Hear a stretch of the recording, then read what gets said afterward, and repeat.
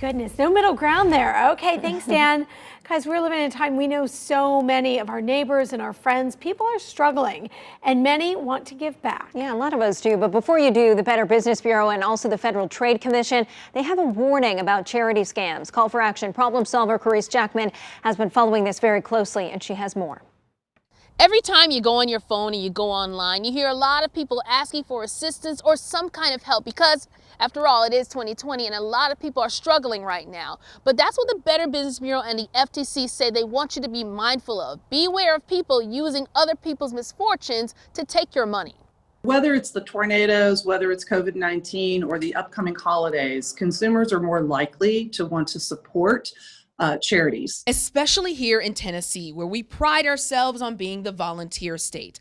But our passion to give, the BBB says, leaves us vulnerable. You know, Caresse, it was so very sad for us because literally within hours of the tornadoes in March, we had over 200 bogus charities pop up. So they are going to seize the moment of whatever is happening around us. Recently, the Federal Trade Commission announced they've joined 4 states to shut down a charity funding operation that, quote, bilked millions from consumers. And it was an organization called Outreach Calling.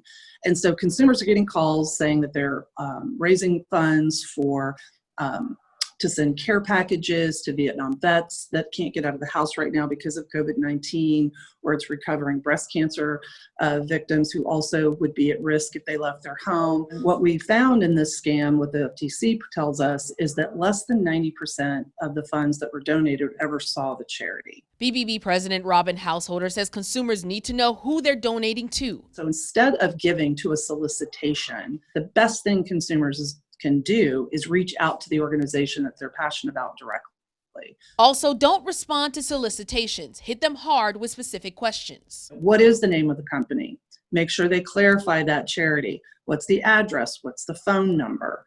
A legitimate organization will wait for your money. They're not going to force you to donate in the moment. And be wary of donating to organizations outside of your own community. One of the things that these bogus charities do is they call themselves a name that sounds very familiar. So for example, instead of the American Cancer Society, they may call themselves the Cancer Society of America. So they will manipulate names of organizations to make you feel like it's a trusted charity, but in fact it really isn't.